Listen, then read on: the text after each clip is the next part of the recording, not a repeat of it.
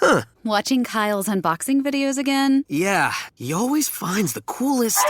No way! A robot dog? Gotta ask where he got it. Or use your Samsung Galaxy S24 Ultra. Just draw a circle around the dog on your screen, and it shows you where to buy it right in the app. Oh, I just learned a new trick. And that for once, I beat Kyle to the next big thing. Circle it, find it with the new Galaxy S24 Ultra and circle the search with Google. Get yours now at Samsung.com. Internet connection required. Results may vary based on visuals. When I say these people are grandiose, they just think they are something special. You find narcissists much more frequent among bosses. They don't care about you one whit.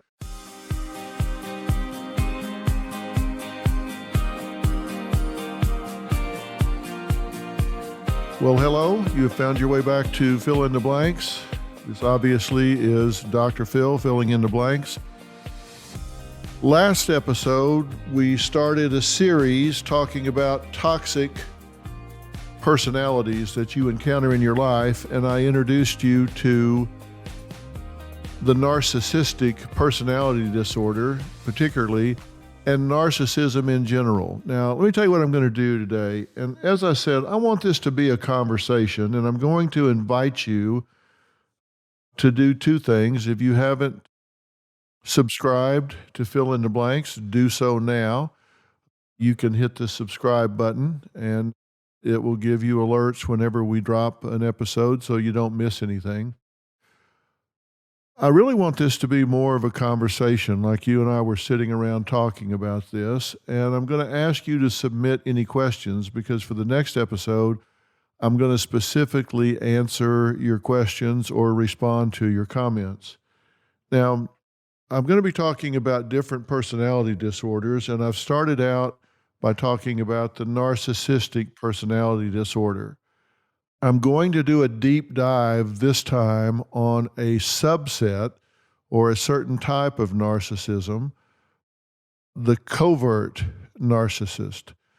And I'm going to do a bit of a review of what we talked about last time, just real quickly to bring this back current in your head. Now, first off, let me say that there's a difference between being a narcissist and having a narcissistic personality disorder. A narcissistic personality disorder is a specific diagnosis that you find in the DSM-5, and that means that you have to fit into certain criteria. It says you have to have it for so long, you have to check certain boxes, etc. A lot of people might not meet all the criteria for that diagnosis, but that doesn't mean that they aren't narcissists. I think all human behavior is on a continuum, and then subsets of human behavior are on a continuum. Narcissism is on a continuum. It ranges from maybe being a little narcissistic to being woefully narcissistic. It's not like being a little bit pregnant. It's not like you either are or you aren't. So what I'm talking about today is narcissism, not necessarily the diagnosis of narcissistic personality disorder, and you don't care. If you're dealing with a narcissist in your life, you don't care whether they check all the boxes for the diagnosis or not. You care how they impact your life. Now, when you think of narcissism or narcissistic personality disorder, you think about the classic definition of a narcissist. And that's what we talked most about last time. And what are they? Well, narcissists are very grandiose. They have to be the center of attention. They have an exaggerated need for admiration, right? They just need everybody to think that they're special. They're very superficial. They're exploitive in relationships. Now, why do I say that? And I don't want to just read a list off to you. I want to talk about it so it means something to you. When I say these people are grandiose, they just think they are something special. Better than you, above you. They come across that way. And they have this insatiable need for admiration. They've got to be the center of attention. Everybody has to think they're special. They need for you to admire them and hold them up on a pedestal.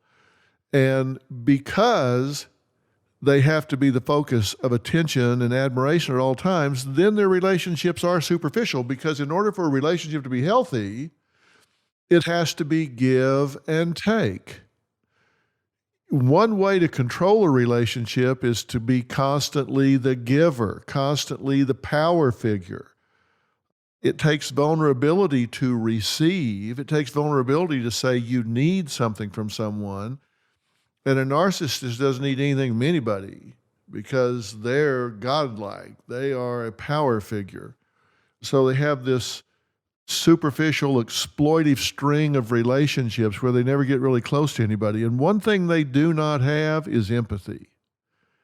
Now, that means they don't have the ability to stand in your shoes and experience what you might be experiencing, which is okay for them because they don't care. They can give a damn less about what your experiences are because that's not about them.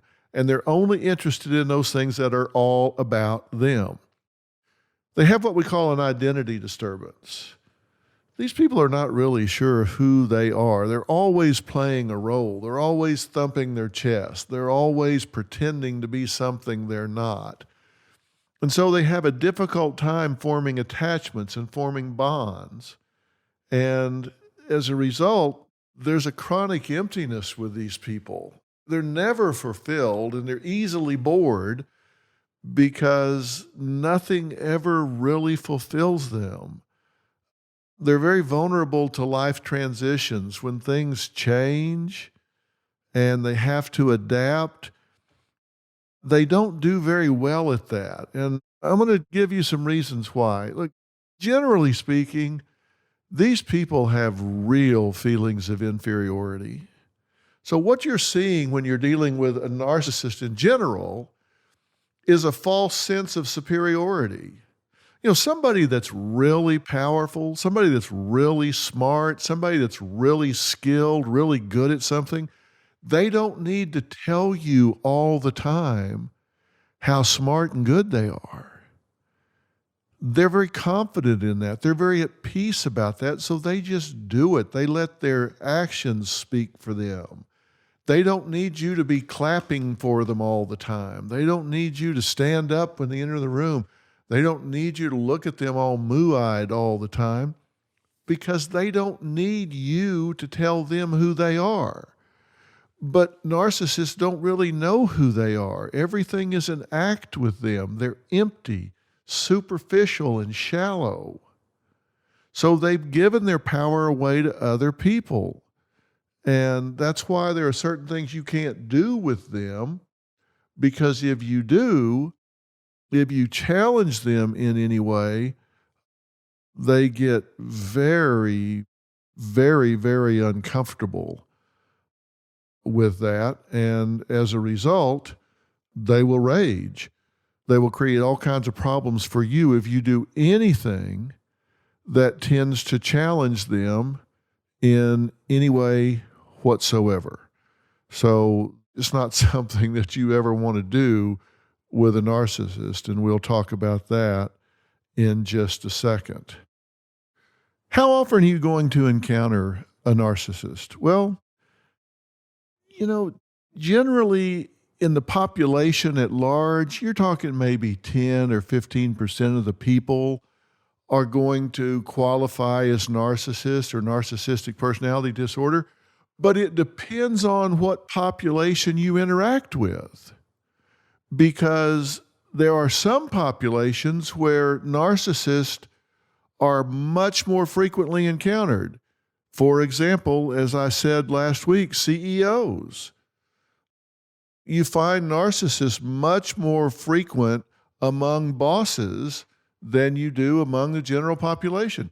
You find narcissists a lot more frequent in the entertainment industry, in television, in leadership positions. There, you sometimes see the frequency as high as 50%, like 3 times as high as the general population. Now, why is that? Well, the fact of the matter is we tend to reward a lot of things that narcissists do. They're bold and they're brash and they're charming and they're charismatic. It's superficial, but in the moment, it sometimes gets rewarded versus the shrinking violet. So we reward bad behavior sometimes in industry and in the entertainment industry. So you find these people frequent leadership positions, front of the room positions, more than they do other occupations. And I mean, think about it. A narcissist wants to be the center of the attention all the time. So let's say you put them on television, give them their own show. Now, that doesn't mean everybody with their own show is a narcissist. So I hear you laughing as I'm saying that. But as I said, it's on a continuum. I probably have some of the characteristics and qualities that would be defined as narcissistic, but hopefully there are a lot of other things about my personality that would disqualify me, such as actually having empathy and caring about other people. I can clearly form attachments, and I've been married for 45 years, so you can't just look at any one thing. But the fact is, we do tend to reward those behaviors, and sometimes those that are the most outspoken and gravitate towards the front of the room get rewarded for it. Sometimes they should, sometimes they shouldn't. Just because you yell and scream for attention doesn't mean you're worthy of it. I'll just put it that way. But who are these people? And why are narcissists? Well, there's a lot that's not known about that, but we do know that narcissists as a group have been through a lot of trauma as children, oftentimes, not all of them, but some of them. They come from extreme parenting. Either they were neglected as children, so they feel like they have to fight for attention, or maybe they had too much attention as children. They were spoiled. Their parents made them think that they were special, that they were entitled, that they should be the center of attention all the time. And so that transferred into adulthood. So the extremes of parenting, both extremes, extreme neglect or extreme attention, entitlement, and spoiling, can make someone react in adulthood the way a narcissist behaves. They are insecure. And so what I talked about last week is you need to set up boundaries, you need to protect yourself, and don't bother to try to fix these people because it's way above your pay grade. And they're often way above my pay grade, just to be honest with you. Now, there's more than one type. There's the classic narcissist we've been talking about. There are malignant narcissists. These are people that weaponize everything I just talked about. They use it to hurt other people on purpose. Think Jim Jones, Hitler, Chris Watts more recently, who annihilated his whole family, in my opinion, was a malignant narcissist. There are communal narcissists. These are people that they seem to do good things in the community, but they never saw a camera they didn't love. There's an old saying that too much time in the spotlight fades the suit. These communal narcissists, they want to help the children, the animals, the forests, the trees, everything, but they want to do it in front of a camera. And they won't tell everybody they did it. They just want all the attention that comes from it. It's not altruistic. It's look at me, what a do-gooder I am. And they push that in people's face. And then there's the covert narcissist, and that's what we're talking about today. The covert narcissist, or sometimes what's called the vulnerable narcissist. Now, there are some subsets that people talk about a lot. Basically, I think there are 4 types of narcissism: the classic, malignant, communal, and covert. But people also talk about the hypervigilant, the overt, the sexual, the oblivious. There are different categories that are put on them, but I tend to stick with the big 4, the classic, the malignant, the covert, and the communal. I want to talk about covert. I want to do a deep dive on this. Now, the covert narcissist just to be straight up about it, these folks are much more subtle than the classic narcissist. They're not as brash. They're not as loud. They're not as overt about what they want. But make no mistake, just like the classic narcissist, the covert narcissist wants the same things, and they have the same traits and characteristics. They do have grandiose thoughts. They do have a need for admiration. They are superficial. They do lack empathy. They have trouble forming attachments and bonds with other people. They have all the same traits and characteristics. They just express them more subtly. And so you have to be real careful to set up boundaries and protect yourself from these people, even though they're not quite as obvious. Just like the classic narcissist, they use the vicious tools of gaslighting. It's a hard thing to argue with a narcissist because they're going to gaslight you. You can talk to them and you're going to wind up thinking you're the one that's wrong because they're going to tell you, hey, it's not me, you're crazy. It's not me, it's you. I'm not mad. I'm just passionate. It's you being too sensitive. You're just insecure. You need help. I was just joking. Don't be so sensitive. That's just what you heard. That's not what I meant. By the time you get through getting gaslit by a narcissist, you're going to be doubting your own damn name. You don't want to argue with a narcissist because they are relentless and they will stay with it forever and a day before they ever cave in, and it's just not worth it.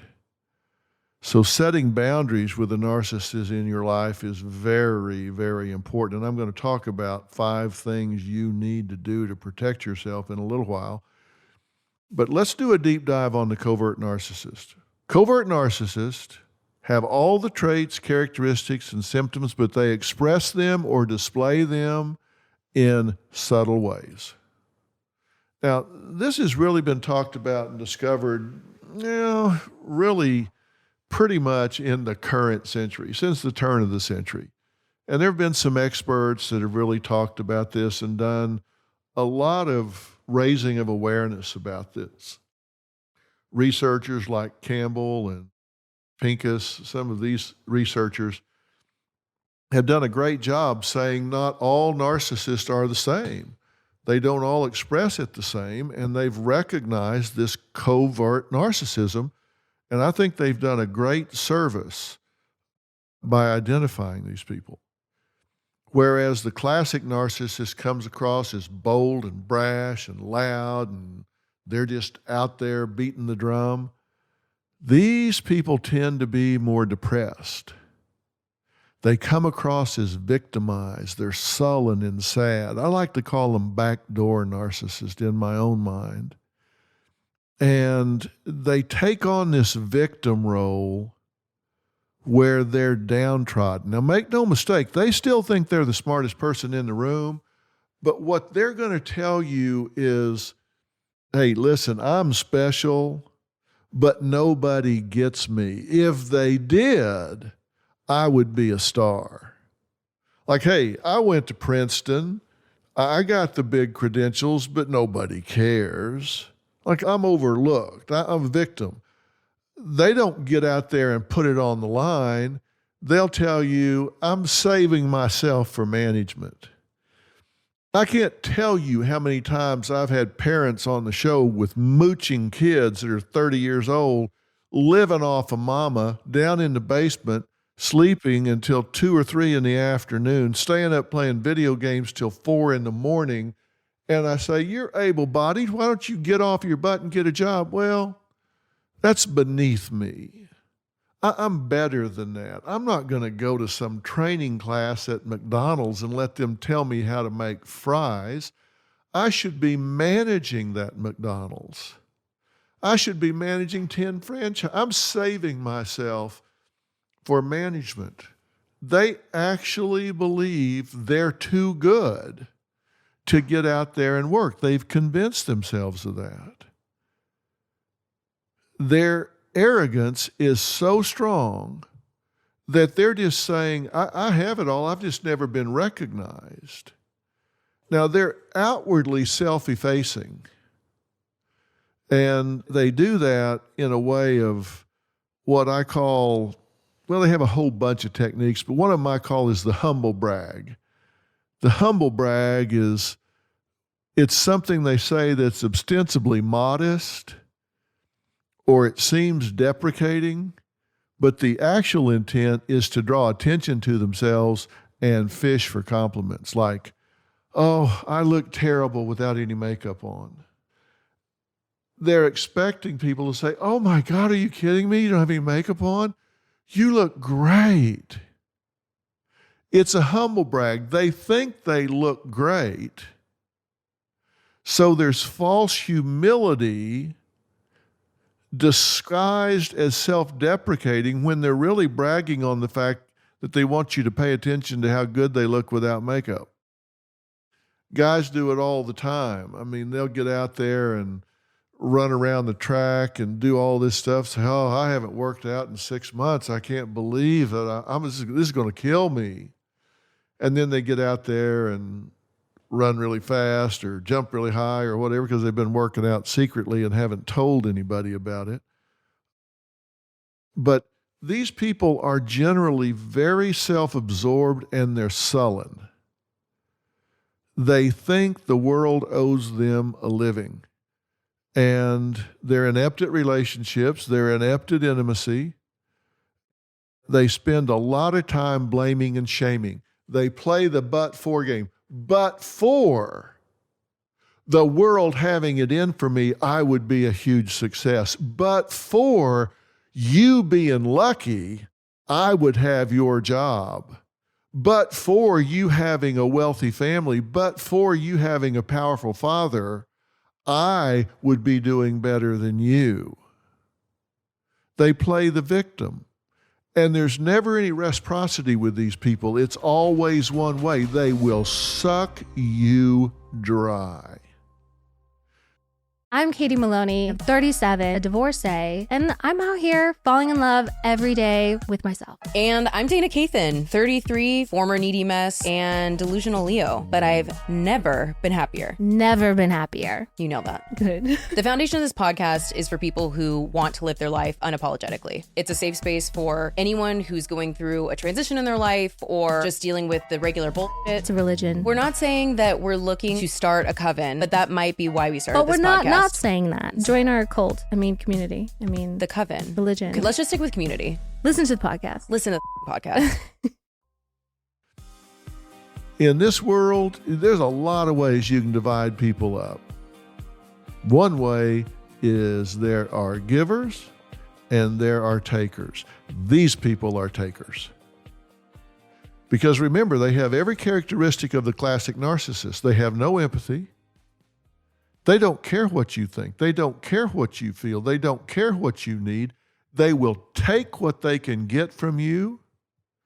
And if you fall down and break your leg, they will step right over you if it serves their purpose. They have a very fragile sense of self. They never give any compliments because that would be at their expense. If they gave you a serious compliment, a sincere compliment, if they said, hey, you really did a fine job today. That speech you gave was really genuine, it was authentic, and it inspired the whole group. They could never give you that compliment because they would see that as at their expense. Covert narcissist parents, for example, we'll talk more about this later, but covert narcissist parents oftentimes cannot be happy for their children's successes because they compare themselves to their own children. I have said before that my father died when I was in my 40s. Now, I wasn't a perfect kid. I certainly wasn't a perfect young adult. I certainly wasn't a perfect adult, but I think in the general scheme of things, I did okay. That's not a humble brag. I'm saying that In the grand scheme of things, I think I did okay. I never got any felony arrest. I didn't do drugs or alcohol. I completed college. I went on a scholarship to school, to a Division I school. I got married. I was a responsible father. I got a PhD. I graduated #1 in my class. I was very successful. I was good to my mother. I mean, I think I was a pretty good citizen. And I achieved some, I think, reasonably lofty goals. Not one time in the 43 or 4 years that I was alive did he ever say, "I'm proud of you." Now, why not? Because I think he was a covert narcissist. He needed admiration, and anything that took attention away from him and came on to me was at his expense. He couldn't do it. He couldn't give me a compliment. He couldn't tell me he was proud of me. He couldn't acknowledge me because he felt like that was at his expense and he couldn't afford to do it. Now, that's what I mean when I say these people have a fragile sense of self. They can't give compliments. Now, they won't confront you about it. They will be passive-aggressive about it. But it's just as damaging. See, an aggressive person will tell you, "Hey, I think you're an idiot. I think you got blind-ass lucky and fell into this job, and you don't deserve it." A covert narcissist will not do that. They will not get in your face and tell you what they think. What they will do is snipe at you indirectly and or behind your back. They will say things like, "Oh, must be nice." What must be nice? Well, must be nice to grow up with a family where they set everything up for you. I mean, must be nice that your dad knows the boss. Must be nice to fall into this job. I guess your dad was a legacy at Harvard, so that made it easy to get. I mean, must be nice. I mean, it's not like he's saying it's unfair. He's just saying it must be nice. He's raging inside because he thinks the world owes him a living, to the point that he's actually paranoid about it. You know, she may actually think the world is out to get her, but rather than say that, it's just like, yeah, lucky you, must be nice. So they do what I call leveling. See, people that are insecure are always either pursuing or retreating in a relationship. They're never on level ground, just experiencing it. So when I say leveling, they always see themselves in competition with you. So they've either got to shoot you down by sabotaging you, criticizing you, undermining you, or they've got to fluff themselves up so they perceive themselves as being lifted up to your level. But they're always leveling themselves with you. Now, I'm saying these things to you because I want you to listen for them, because if you're living with a covert narcissist and you don't realize it, there's just something not right and it's wearing you out. I want you to recognize what it is. Is there somebody in your life that's saying a lot of these things, doing a lot of these things? Is there somebody that is sullen and complaining and whining all the time, and they just don't ever get involved? They don't ever get engaged. They just always sit back and criticize others. They think they have unseen gifts. They think they are the smartest person in the room, but yet they won't take a risk. And they mock the people who do. Those that are out there doing, they sit in the cheap seats and snark at them. snipe at them, criticize what they're doing. These are paranoid malcontents that complain about everything, playing the victim. Now, you've probably heard this quote 100 times, but it's really fitting here. Theodore Roosevelt said it on April 23rd, 1910. This is a quote. "It is not the critic who counts, not the man who points out how the strong man stumbles or where the doer of deeds could have done them better. The credit belongs to the man who is actually in the arena, whose face is marred by dust and sweat and blood, who strives valiantly, who errs, who comes short again and again, because there is no effort without error and shortcoming, but who does actually strive to do the deeds, who knows great enthusiasm, the great devotions, who spends himself in a worthy cause, who at the best knows in the end the triumph of high achievement, and who at the worst, if he fails, at least fails while daring greatly, so that his place shall never be with those cold and timid souls who neither knew victory nor defeat." Now let's take that apart for a minute. It's not the critic who counts, not the man who points out how the strong man stumbles, or the doer of deed could have done them better. It's not him that counts. The credit belongs to the man in the arena, the one that gets off his butt, gets off the bench, gets out of his chair, and gets in the arena and gets his hands dirty. He said the credit goes to the man whose face is marred by dust and sweat and blood, who strives valiantly. He errs. There's no effort without error and shortcoming. He knows great enthusiasms, great devotions, and he spends himself at a worthy cause. Maybe he wins, and maybe he loses, but by God, he got out there and did it. And that is the last place you will ever find the covert narcissist. And if you ever say to them, "Why don't you get out there and show us all these gifts you have?" You say you're the smartest person in the room. You say you know better than the boss. You say you have all the answers. Why don't you get out there and show us? You know what their response will be? They will rage at you like you would not believe, because they're paranoid.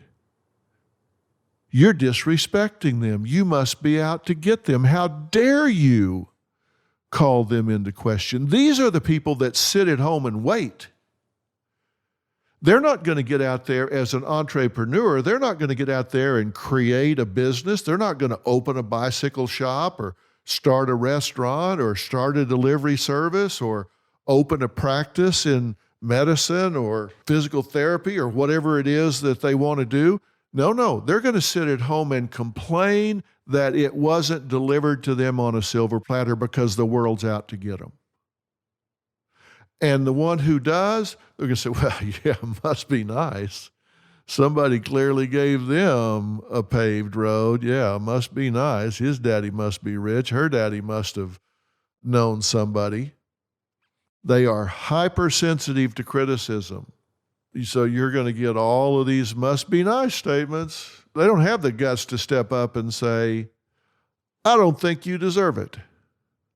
They're going to say, "Hey, yeah, must be nice. Good for you. Wish I had a free ride. Wish I was lucky." They're going to seem self-effacing, but they're not. They're going to sit back and say, "Hey, I just work here."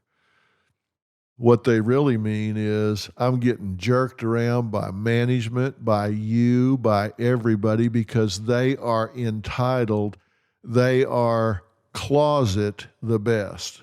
They think they are the smartest person in the room, just waiting for the universe to deliver them their just rewards.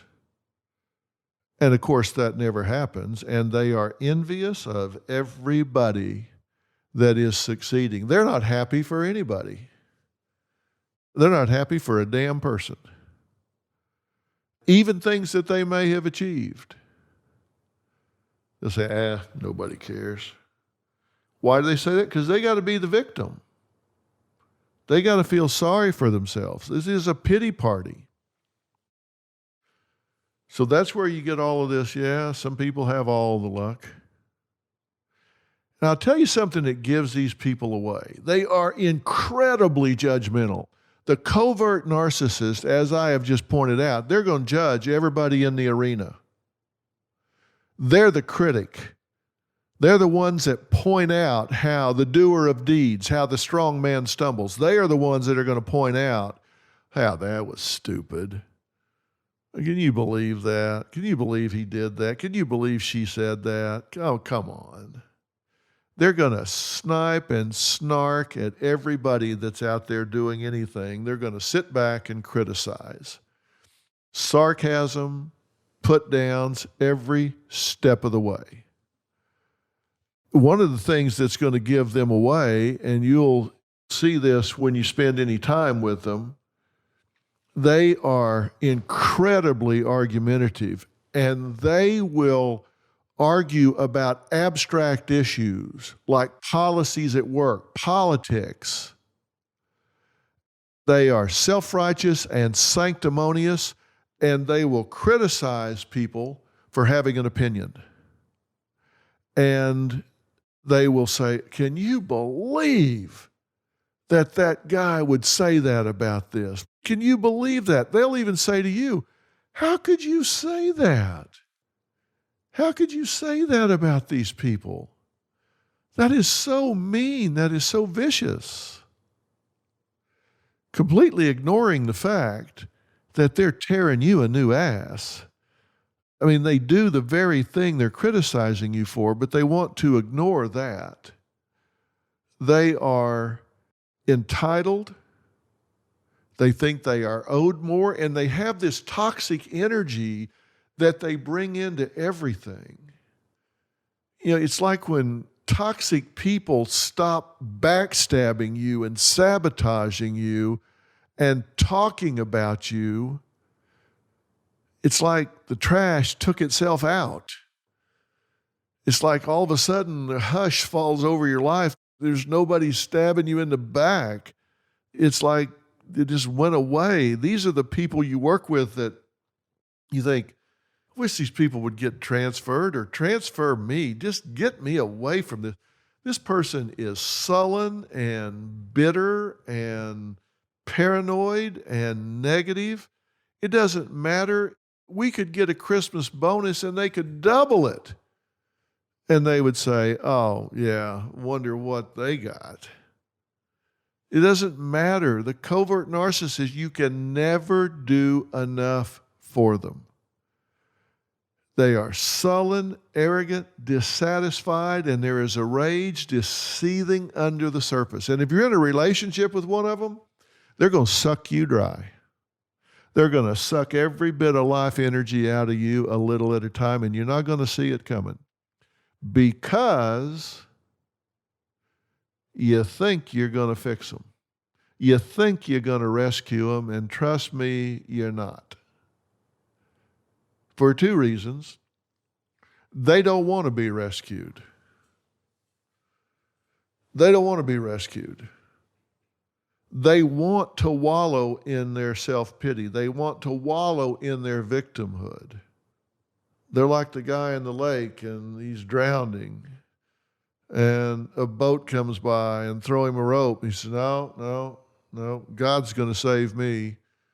So they go on. Pretty soon another boat comes by, throws rope. No, don't need your rope. God's going to save me. Then he drowns. and finally sees the Lord, says, "How could you let me drown?" "What do you mean? I sent you 2 boats and 2 ropes. You just wouldn't grab on." I mean, that's their attitude. Nothing is ever good enough.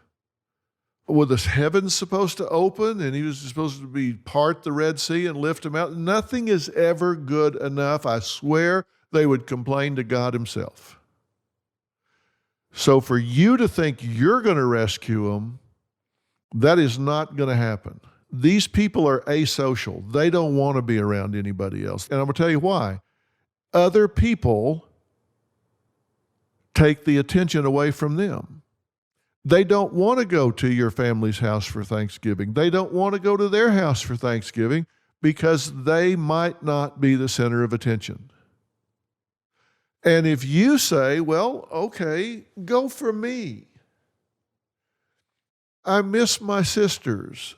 I miss my brother. I miss my parents. So go for me."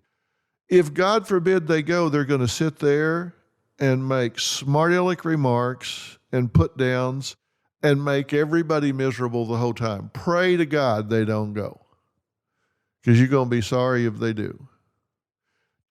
And when you say you want to go, you want to see your family, they're going to gaslight you. I told you they're going to gaslight you. And what does gaslighting do? It makes you doubt yourself. So what are they going to say? They go, "Oh, I get it. You need that attention."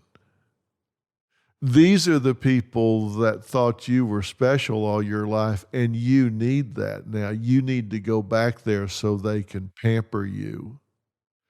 And you need that in order to feel good about who you are. So you need to go to Thanksgiving so everybody can make over you. And hey, listen, if you need that, I'll go. I mean, I love you. I would think I would be enough for you, but if not, hey, listen, I load up. Hell, let's go. That's the gaslighting. They're making you feel like there's something wrong with you for wanting to have a healthy attachment to your family or people in your life who you're connected with. When we first started talking about covert narcissists versus the brash and bold narcissists, you thought, well, maybe these are kind of baby narcissists.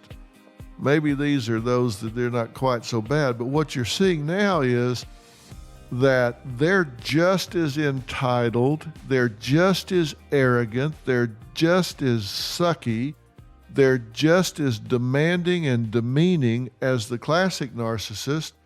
I think in many ways they're worse. At least those other ones are easy to spot. These masquerade as depressed, sad, wounded, damaged. And who do they pair up with? They tend to connect with empathetic people. They find people that have caring hearts, giving hearts. They find people that care about somebody besides themselves. And so you go and say, "Hey, this person seems really depressed. They seem really sad. Maybe I can help them out." And they may have some good qualities about them. I'm not saying they're bad human beings, but they will appeal to your empathetic soul. And then once they get their hooks in you, yeah, they're going to make you pay. They're going to make you pay.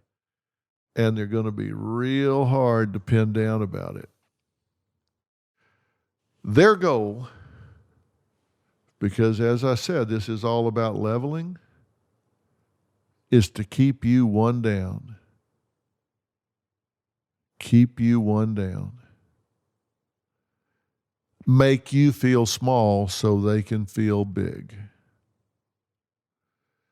And here are some questions to ask yourself if you're being manipulated, if you're being gaslighted. When you're around the person that you think might be a covert narcissist, do you kind of tend to get the feeling that you just can't do anything right? Do you tend to feel trapped in your relationship, isolated from other people, where you have to devote your attention to this person and you're guilt-induced if you need or want anybody else? Are you lonely?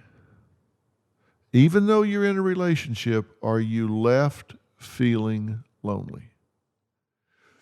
Are you riddled with doubt and worry that you can't measure up, you're smart, you're not smart enough, and you're too delicate?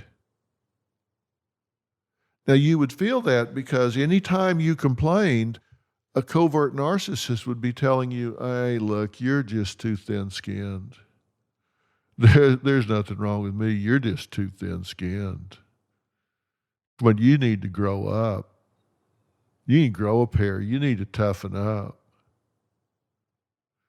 So, are you riddled with doubt, worry that you're not smart enough, that you can't measure up to their expectations? You're just too thin-skinned. Is your predominant feeling in this relationship guilt and shame? Do you spend an inordinate amount of time listening to this person tell you how great yet undiscovered they are? They don't get up on a soapbox and beat their chest. They tell you how great but undiscovered they are. If they only knew, I could fix this whole thing. I've got the answers. They just don't care. They don't want me to fix this. Do they lie to you and then tell you they didn't? Do they demand rather than command respect? Now, this is a big distinction. There are those who demand respect because you just owe it to them, versus earn it. So they command it with their integrity, with their conduct, with their behavior. Big difference between someone who commands respect versus someone who demands it. Anybody can demand it. Not everybody can command it. And I guess the acid test is this final question. Do you feel worse about yourself when you're around this person than you did before you were around them? Because if you have a healthy relationship with someone that you love and they love you, you should feel better about yourself having been around them than you did before you were around them. And that's a matter of degree, but to a great extent, those that have a real health-engendering personality, you interact with them and feel better about who you are after you do it. Oprah's that way. Oprah has what I call a health-engendering personality. You just talk to her for 10 minutes, you feel better about you than you did before you talked to her. Now, you also feel better about her. You can't help it because she is a diamond.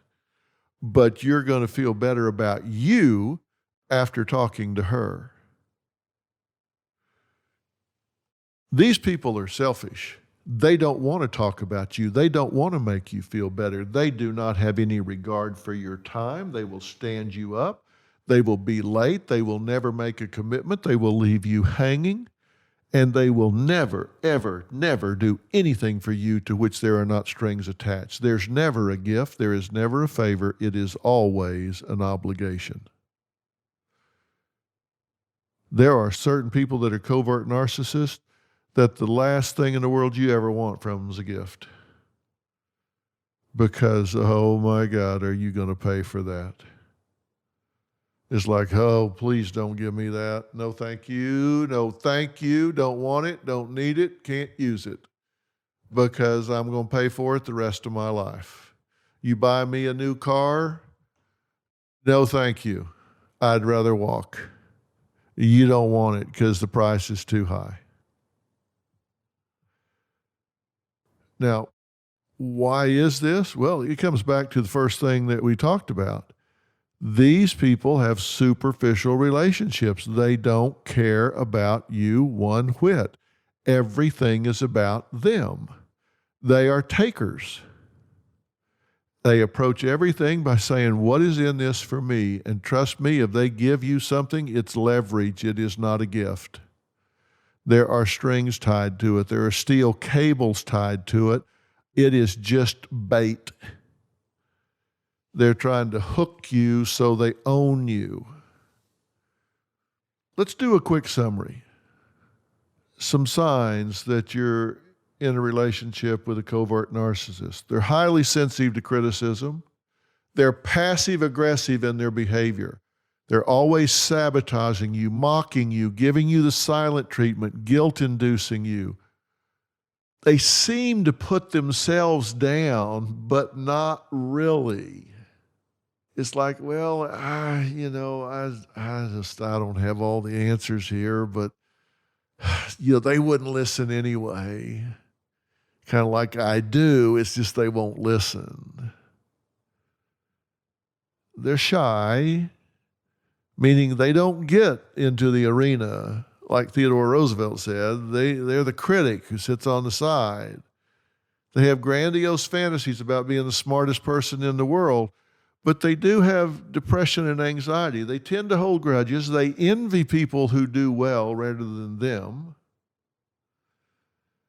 They live in this fog of inadequacy, and they fake empathy. They don't really care about anybody, but if they've seen it on TV or maybe they went to therapy for a little while, they'll mimic it. So if you're checking all of these things off, the questions I asked you before, and then these items, if you're getting some yeses on this, you may well be in a relationship with a covert narcissist. You may ask yourself, why did I get involved? Well, I guarantee you, you do an autopsy on this, it's because you wanted to help, you wanted to rescue. But you feel powerful if you help somebody. You feel good. That's one of the things that's made the human race proliferate, is we care about each other, we want to help each other. But make no mistake, whatever you do to help is going to be wrong, and they're going to have contempt towards you, and you will never be able to do enough. Even if you're the child. Child can win awards. They go, yeah, well, if I'd have had your upbringing, I'd have won awards too. Well, maybe you fooled them, but I know who you really are. And look, the thing is, a lot of these people did have a tough ride. But the question is not, did they have a tough ride as a child? The question is, what are they doing about it as an adult? Having a tough childhood is not an excuse for being an abuser as an adult. It just means you have a steeper hill to climb. And living with depression, anxiety, creating work problems, that's no way to go through life. Even if you treat those things in a covert narcissist, you can treat their depression, you can treat their anxiety, you can treat a phobia, you can treat their addiction. And you think, okay, yeah, that's good, fix them up. Well, when you're through, you still have a covert narcissist.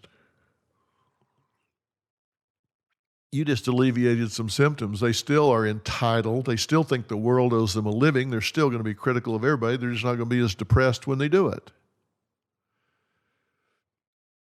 So how do you protect yourself from these people? Well, you can't take it personal. And you say, well, that's easy for you to say, Dr. Phil. You're not living with one. Well, I did. I did live with one. And you just have to say, look, how people treat me is more about them than it is about me. You can't take it personal. If your mother is a bitter woman who puts you down, that's about her. It's not about you. That's not a maternal thing to do. She's sick, you're not. You need to strengthen your relationship with yourself. Be your own best friend. Your own best friend. If you had a best friend that was in this situation, you would tell them, don't listen to her. Don't listen to him. Believe in yourself. Don't give your power away to this person. Set boundaries. You need to advocate for you. And if you have to, create a healthy distance. Give yourself permission to not feel badly. And don't expect two things. Don't expect that you're going to fix this person, and do not expect an apology, because you're not going to fix them and they're not going to apologize. Now, you're probably thinking, well, man, you're being pretty pessimistic here, Dr. Phil. Look, I'm just telling you how it is. Now, if you want to spend 2 years trying to fix some narcissist, go ahead. And in 2 years, you'll say, well, okay, he was right. I wasn't going to do it. I couldn't do it. We've been talking about the covert narcissist here. Remember, I said there's the classic narcissist. These are the chest thumpers. They get up there in the front of the room. The covert narcissist has all the same feelings of entitlement, specialness. They just kind of sit back quietly and sabotage everybody else, feel sorry for themselves, and covertly live like they're the smartest person in the room. So what's left? We're going to talk some more about this, because we're going to talk about how to handle a covert narcissist at work, how to get over being raised by a covert parent. There's also the communal narcissist and the malignant narcissist. We're going to talk about some of those things as well. Now, when you go to the website, fill in the blanks website, you're going to find some of those questions that I asked you before kind of in a checklist, so you can kind of go through and say, hey, I got a lot of yeses here, so I must be certainly a candidate for living with a covert narcissist. So those yeses become to-do list items for me, because I need to do what Dr. Phil is saying. I need to put up boundaries. I need to keep my power and not let this person control me. You need to stop explaining yourself. You need to stop making yourself vulnerable to this person. You need to stop looking for attunement. Attunement is sensing another's emotional state and responding accordingly. You don't want to do that with a covert narcissist, because their emotional state is victim, paranoia, and put down. You don't want to be attuned with that. Stop expecting them to change and stop making excuses for them. Your family's going to think you've lost your mind, because they don't have the foggy glasses on that you do, and they know who you're living with, him or her, is narcissistic. Stop making excuses for this person. It is what it is.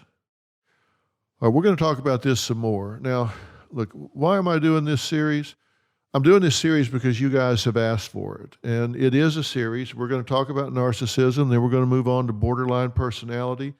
We're going to talk about some of those things that when you have the power and insight to understand and manage these people, then I've always said, if you know why people do what they do and don't do what they don't do, you have an incredible edge in life. You have to understand human nature. Know why people do the things they do. Know why they don't do the things they don't do. When you understand that, you know what levers to pull, what buttons to push. You have power in this life. And I want you to know that. And I'm starting with narcissists because they sure seem to be frequenting our population right now.